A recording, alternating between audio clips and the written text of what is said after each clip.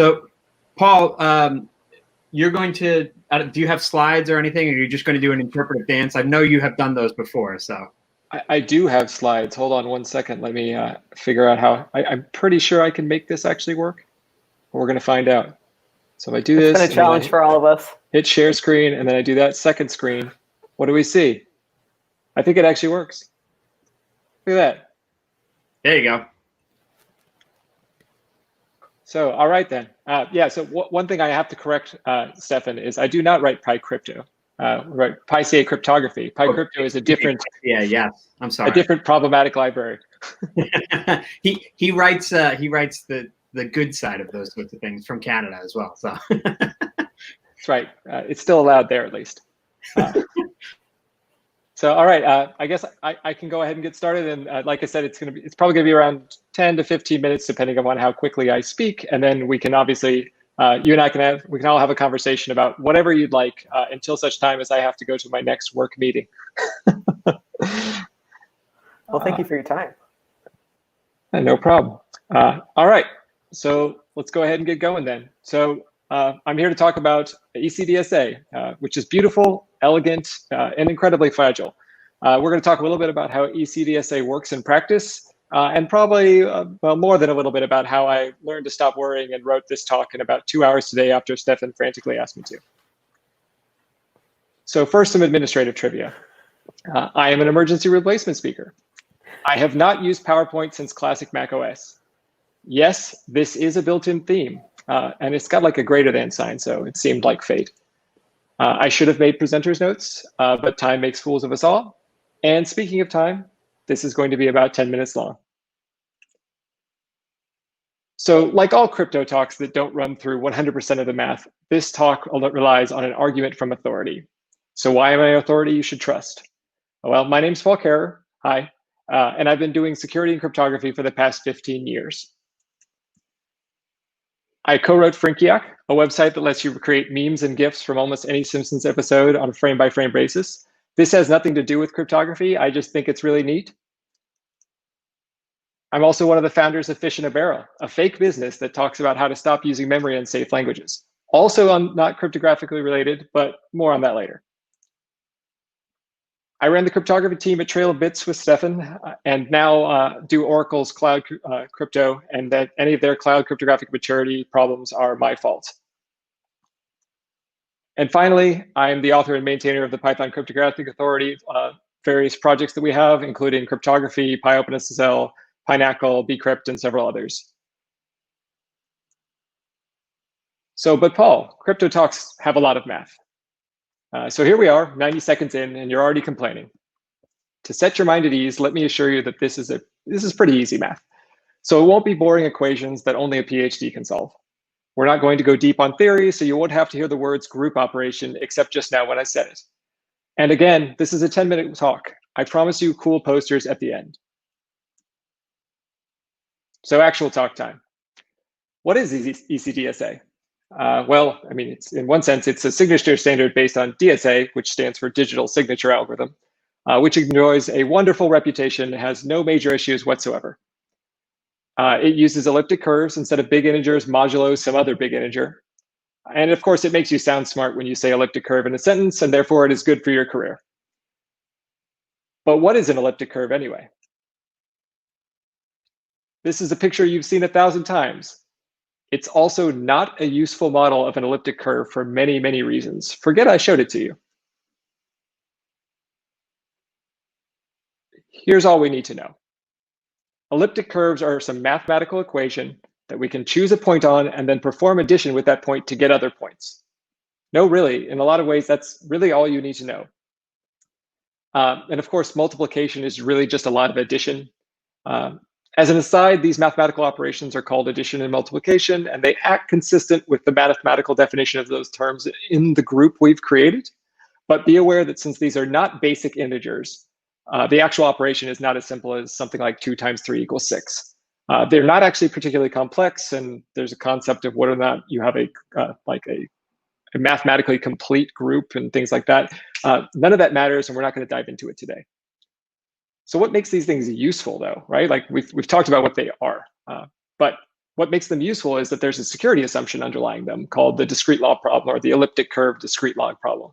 But really all that matters is thinking about it this way. Given a large secret scalar, which is a very large, big number, and a base point, which is defined as part of the shared information about a given curve that every system knows a priori. So basically, like when I say like, oh, we're using the prime 256 curve, then like there's a known equation and a known base point that everyone knows, and that's known a priori. We can multiply the secret scalar that we've defined, or we've come up with for ourselves, and this base point to create a public point. And with just that information, like if you just have the public point at the end, it is difficult with a capital D to determine what that secret scalar is. That's it. That's all you have to know. And that's really the underlying basis of why this is a secure model of operation. So now that we know roughly what an elliptic curve is, what's an actual ECDSA equation look like? So it's really just this. This is the entirety of the equation. I'm not even simplifying it really at all, other than we're kind of eliding the complexities of what point addition and point multiplication actually are. But first we pick a random integer k in the interval 1 to n minus 1. N in this interval is the order of big G. So rather than explain what this means in great detail, we're going to hand wave a little bit, as you can see with my constant hand waving, and say that n is the number of points in the subgroup created by the generator G, which is also called the base point. So you heard me say base point earlier. Base point and generator, same thing.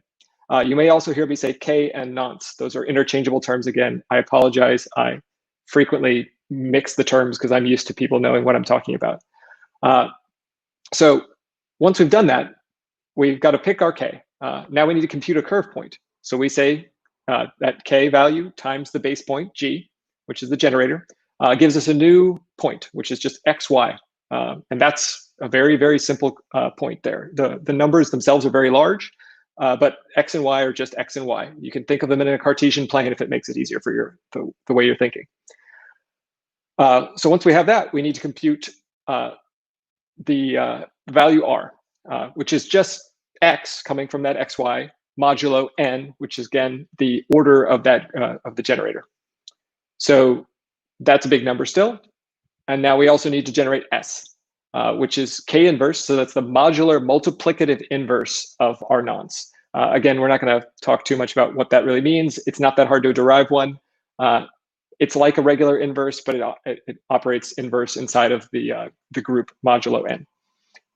So then we take that, we'll multiply it times the hash of the message, which is generally represented as an integer in this particular case, plus the r we derived times a private scalar. That private scalar is a derived, like that's commonly called the private key, and it's just a number you've effectively gotten from a random number generator. So all that is taken then modulo n, and we have our s. So that's it. That's the entirety of the equation. You can see that it's mostly kind of high school algebra style stuff, and you get an rs tuple at the end of it, and that represents your signature. So when you see a signature, sometimes it's represented as a big endian byte string. Sometimes they're ASN1 DER encoded sequences. Sometimes it's just those two giant integers in a row. It doesn't really matter what it is. It's all the same thing. You can just transform between it as needed. So when you need to, now that you've signed something, you need to be able to verify it, of course. So to verify it, you need the public point Q, which is literally just the, let's not go too deep. There's a public point. It's associated with the private scalar. It's fine. In reality, it's just multiplying the private scalar by the base generator point, and then modulo, of course, the group order, and that tells you what your public point is. So we need to compute U1, which is just a hash of the message times the modular multiplicative inverse of the S that we derived from the signature, modulo n, and U2, which is R, again, from the original signature we had, times S, the modular multiplicative inverse of S, modulo n. Then we just do U1 times the generator plus U2 times the public point, and that gives us an X and Y. And if X modulo n is equal to R, then it's valid.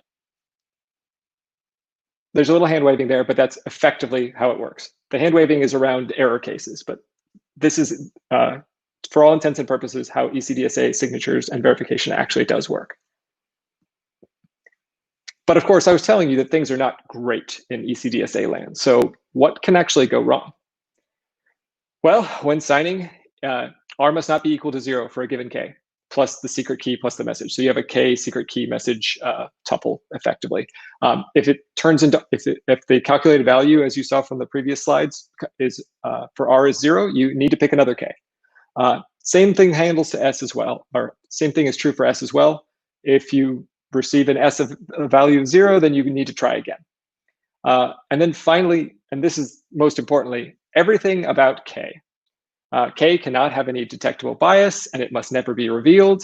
So it can be deterministically generated, but God help you if you use a faulty random number generator. K selection is the single biggest failure mode of ECDSA. With just a few bits of bias and LLL, which is a lattice recovery attack model, you can recover the entire private scalar. If you reuse K on 2 different messages, you can immediately recover the private scalar. This means that K can never be revealed, K must always be different, and K cannot leak any information about what that K is, ever. When verifying, the math that you saw before actually allows certain forms of signature malleability, which is to say that RS is not the only signature tuple that's acceptable.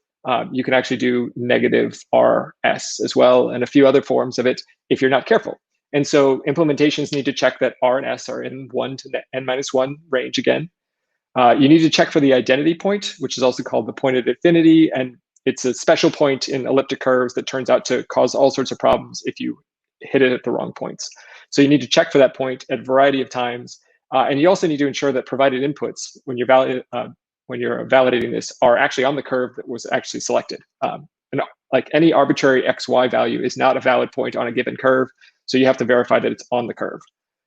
That's even more important on something like elliptic curve Diffie-Hellman, which we won't be talking about here, but you can actually perform small subgroup attacks there, where if you don't validate that the point's on the curve, you can force the exchange key to be a much, much smaller range, and you can guess it effectively. And finally, in general, we care a lot about side channels, right? Your implementation needs to be side channel free, much more so than many other cryptographic algorithms. Writing timing invariant curve implementations is tricky business if you're living in NIST land with like Prime 256 or SecP 384R1 and things of that nature. K is so critical, and even tiny side channels can leak a few bits of the chosen K, which is more than enough. So, wrong in practice.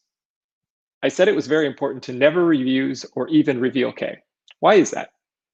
Well, given the starting equation you see at the top of this, which is how we computed S when generating a signature, you can see that some simple algebra shows how K is the only unknown if we're solving for the private scalar, right? So we start with that S derivation, and we're just moving stuff around exactly the way you would in high school algebra.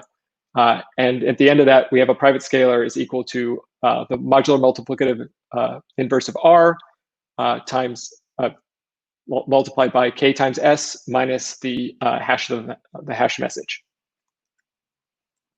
But it gets worse. If you reuse K for 2 different messages, it's also trivially game over. Again, simple algebra shows how we can recover K, and then we can recover the private scalar from the previous K reveal operation. I'm not going to run through all this again, but as you can see, you can basically subtract the 2 from each other. That derives, solves for K. Once you solve for K, you can go back and plug it into the previous one, which is this one, and you can obtain the private scalar. And then the scariest one, bias Ks. So we won't go through the math here, but tiny amounts of bias in the selection of K are all that's necessary to recover the private scalar. These attacks use a concept called the hidden number problem, and for T, it will remain hidden. You can leak information about the chosen K very easily through side channel attacks, as I previously said. Since the standard set of curves people have available were not designed for ease of timing invariant implementation, this makes the entire construction of ECDSA very fragile. SecP 256R1, aka Prime 256, commonly has constant time / timing invariant implementations, but like larger curves like P384R1, which is something that the US government requires for CNSA guidelines and in general for top secret handling, typically does not, which ironically almost certainly makes it a less secure curve despite its larger size. So some examples of attacks that leverage nonce bias. include Minerva. It's an entire class of attacks. There were many vulnerable implementations. At the end of this, I've got some resources that has a link to it that you can take a look at it. Ladder Leak is also another one that came out very recently. You can see the paper on IACR ePrint. The YubiKey FIPS series of devices had a bug late last year that turns out that they had a problem in their RNGs, and up to 80 bits could be fixed of a nonce. 80 bits is a lot, and it turns out you can recover the private key from biased RNGs like that in only 2 to 3 signatures. And of course, the famous PlayStation 3 issue, which was that they used the same K forever, for every signature they ever did, right up until the point where the fail overflow team noticed and extracted the key based on this very simple math. And many, many more. So what's better then? First of all, definitely not RSA. RSA is an incredibly complex algorithm that has many more failure modes of operations because it's flexible in so many different ways. If you're willing to constrain a lot of the different parts of RSA, you can limit your failure modes, but even then, like many of the things that make it fast, make it vulnerable to fault attacks if you're not careful, and it just turns out to be a big, big mess. You can limit your risk to a certain extent by generating your K deterministically. So RC 6979 by Thomas Pornin has a bunch of advice around how you can do that, and there are a variety of other ways to do it. One of the big keys of that is that you must mix in a secret, which means you're going to be hashing in to derive your K, you're going to end up hashing in your own secret scalar. Because otherwise, if it was purely deterministic from a message that the attacker could see, then they could derive what that K was, which, as we already said, would be revealing your K and leaking your entire secret key. Another thing you can try is using blinding to try and make it so that measuring the timing attacks against it, against these various implementations is harder. In my experience, blinding really only kind of shifts the goalposts. It doesn't stop anybody. It just makes people work a little bit harder. Gets a new fun paper for a postdoctoral student. But in general, I would say that's futile. And then finally, you can be very, very good at writing sufficiently performant and timing invariant implementations. There aren't a whole lot of people in this world who can do that very well. In fact, there are so few that even the most common open source implementations have very limited numbers of timing invariant implementations. So that's probably not the right answer either. As you might guess, I believe the right answer here is probably ECDSA in the long term. That's Twisted Edwards DSA stuff. It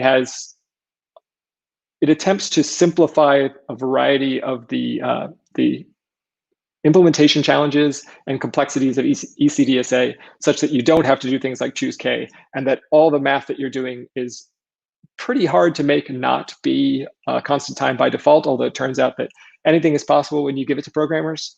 So even then, we sometimes see timing problems there. But in general, it's made to be hard to misuse because it's hard to misimplement.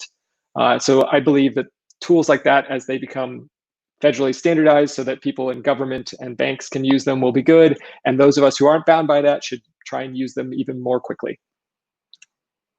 So I have a few resources that I'll sit on here for a minute. And then I have one last bit of information, which is something completely different. So I told you I have a side gig with Fish in a Barrel, a not real business.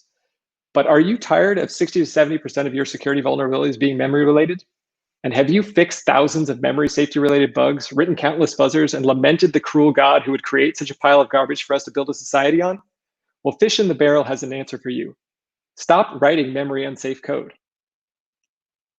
We call ourselves Fish in a Barrel because memory unsafe systems make finding major security vulnerabilities as easy as shooting fish in a barrel. And we hate that we exist. We want you to evangelize incremental migration of memory safe tools in your own organization. Heck, we'll even pay you to eliminate memory unsafety with a bounty program that we launched just today. But if you don't want to do that, you can also buy these incredible posters, and you can show your hate for memory unsafety and shame your C and C++ loving coworkers. So you can go there, check those things out, and think about ECDSA and the ways in which it can be both beautiful and fragile. Thank you.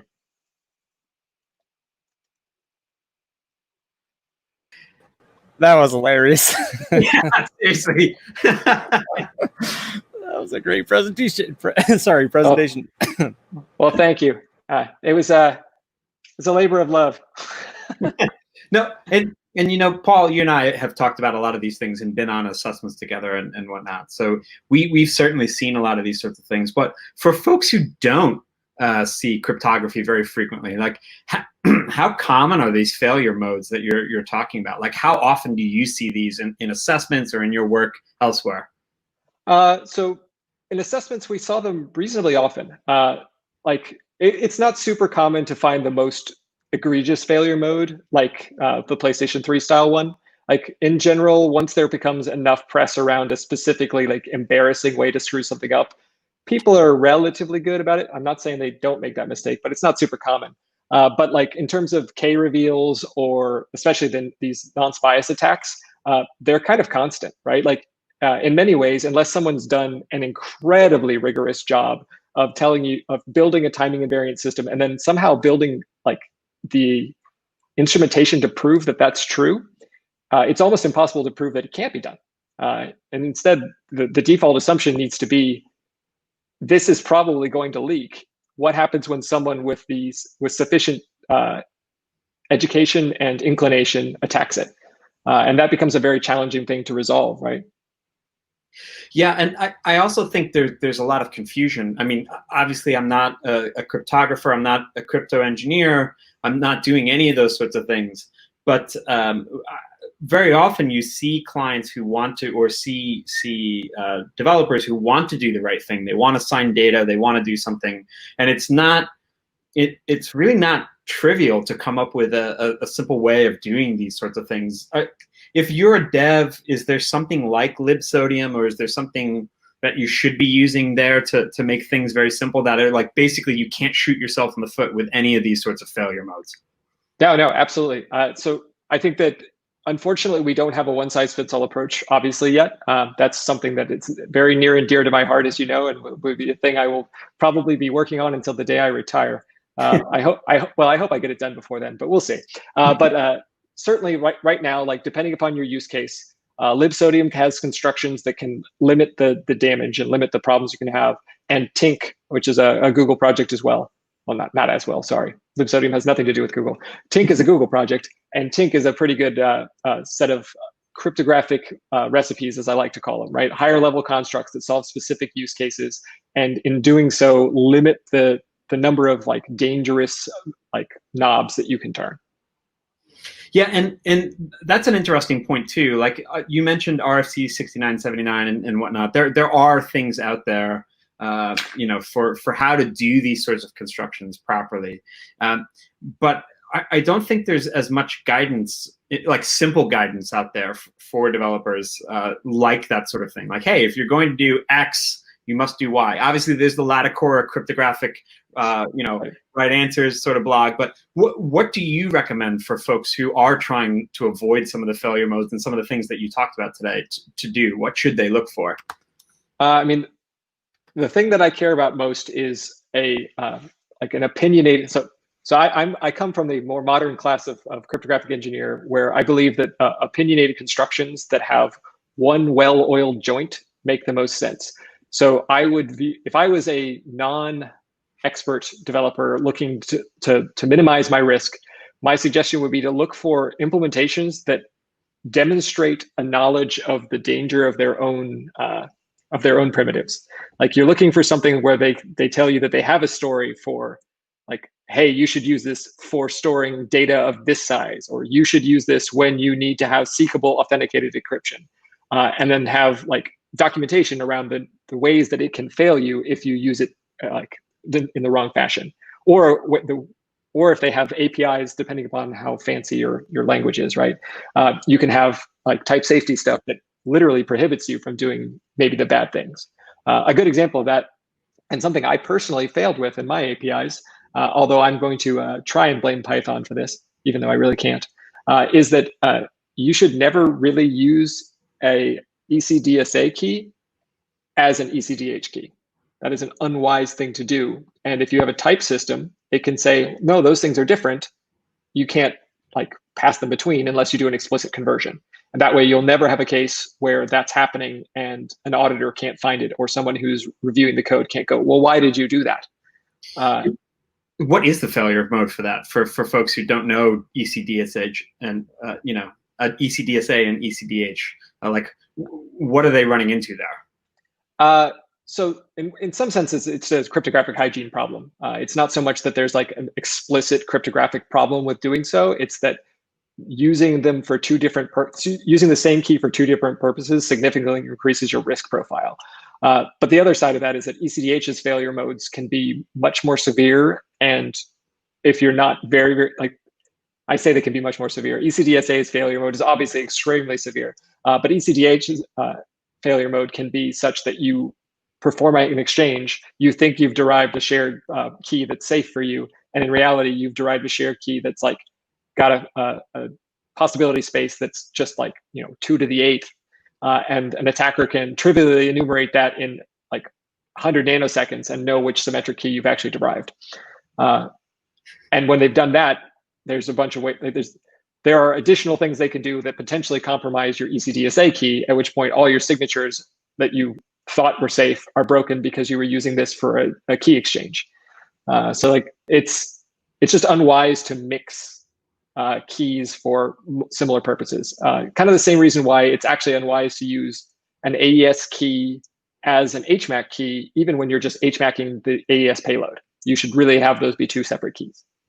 And you actually brought up something that I wanted to ask you about, or you bring me to something that I wanted to ask you about, because you and I have been on several assessments where maybe folks didn't understand when you would use HMAC versus when you would use a signature, or maybe they conflated the two or didn't know one or the other. Like, when do folks use these sorts of constructions, and when would you use an HMAC versus when you would use a signature, that sort of thing? Like, why do we have these differences? Sure, absolutely. So like an HMAC is appropriate in a scenario where you are okay with pre-distributing the key to both sides. Because to compute an HMAC and to verify an HMAC, you need to have the same key available to you. So for example, that makes it a very bad candidate for, say, like authenticating a vote from a voting system up to a server. That would be foolish. In a model like that, in the abstract, you would much more want to be using an asymmetric algorithm where you have a public-private key, because the public key can be distributed to anyone. It can be used for verification. It can be used, if it's RSA stuff, you can use it for encryption as well. And also you can do that with ECIES using ECDH, but like that starts to get a little, we start to get into acronym soup very quickly there. But yeah, like an asymmetric model is, if you need a distributed system, then you obviously want to have an asymmetric model pretty much immediately, because you want to be able to have like things happen asynchronously, and you want to not have to have a central root of trust that cares about anything. You want to distribute that such that you can verify trust without ever having to talk back to the central authority. But the other component for an asymmetric system is obviously when you have an asymmetry in your trust relationship. Yeah, and I think that happens much more frequently based on our experience and based on the sorts of things that we see. Just with the systems that you and I have worked on and clients we've worked with, I think that happens much more frequently than people suspect, because these sorts of constructions are very difficult to know and use and understand. The other thing too is you talked about ECDSA and like Edwards curves and those sorts of things. I have nothing to do with them, but when you're thinking about like ED 25519 and those sorts of things, why do these alternative curves exist, and how do they come up with these sorts of things, and why do I have like an ED 25519 key and then other types of keys for SSH or that sort of thing there? Sure. So like there's a bunch of different ways you can construct elliptic curves, and they can be in a bunch of different forms, including things like Weierstrass form and twisted Edwards form and a bunch of others.